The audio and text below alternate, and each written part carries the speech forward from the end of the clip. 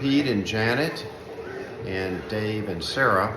I hope you and your families are all doing well. Happy Easter. He is risen.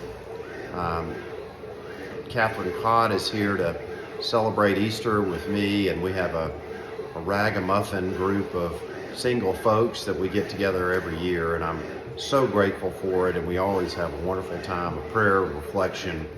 Two of the women in our prayer call, Catherine, who lost both her stepdad and her mother, and Teresa Garnett, who was with me at Georgia Tech on student government and was a student athlete, both lost their mothers, and we had back-to-back funerals Thursday and then the next day, Friday, for both moms.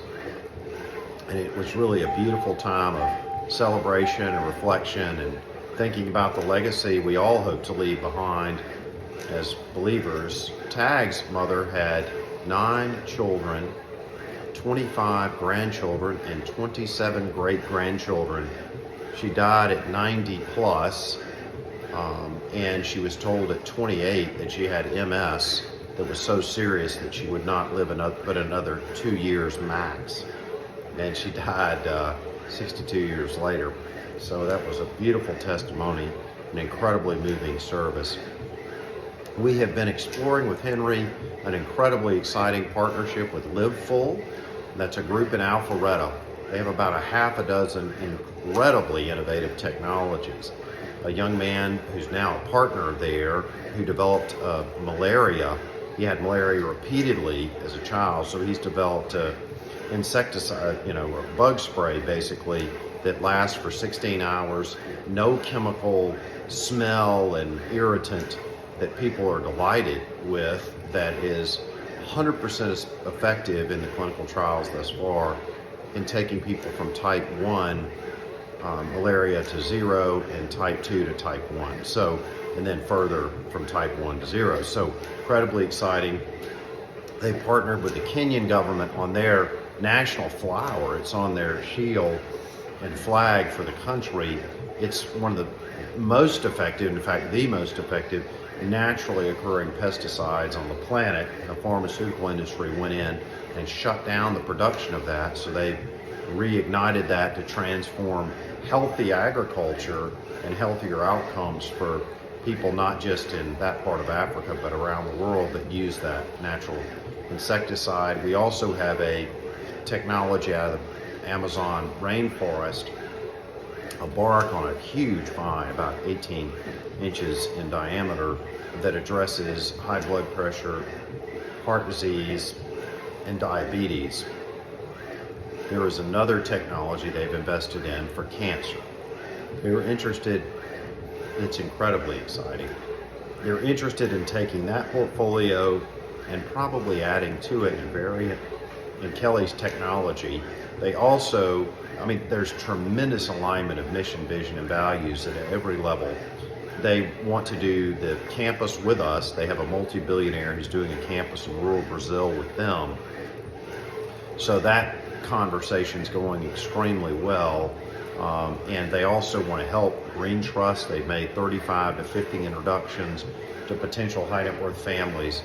They have modeled a concept called redemptive enterprise that's extremely similar to venture philanthropy and social enterprise that I've talked about for 20 years, that is getting incredible traction with some of the wealthiest families in the country and around the world. So they'd like to help with Green Trust. They want to partner with the campus and create a satellite to our Atlanta campus in Brazil.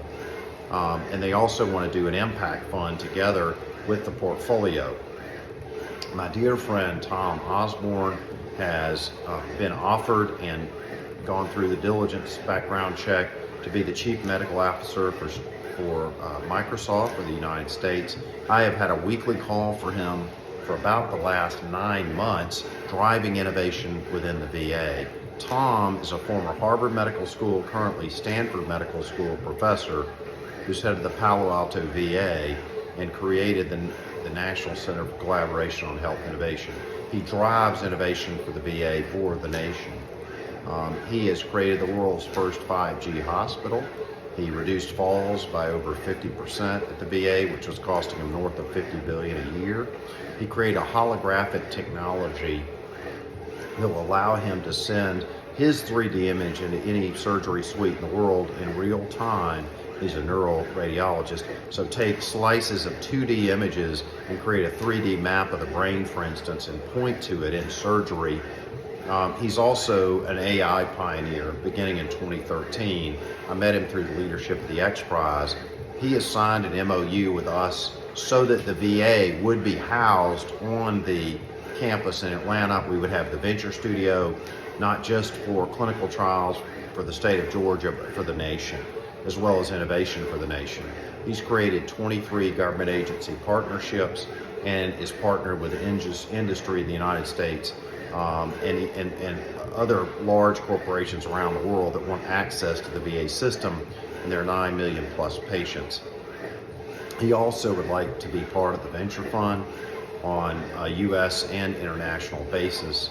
And we had a call yesterday with former minority, I think he may have been majority leader as well at one point in the House, Dick Gephardt and Roy Blunt, who is the Senate chairman of Appropriations, so a Republican senator, Democratic congressman, who are helping us with legislation to modify ARPA-H, where it would partner with the private sector led by Microsoft and Google, other players in big tech, big pharma, and health IT to create a fund like In-Q-Tel, which is a nonprofit that would partner with the X Prize to drive innovation prizes to transform healthcare. So Google, at Andrew Young's request, did a $50 million campus with Howard to train African leaders in technology on the Google campus.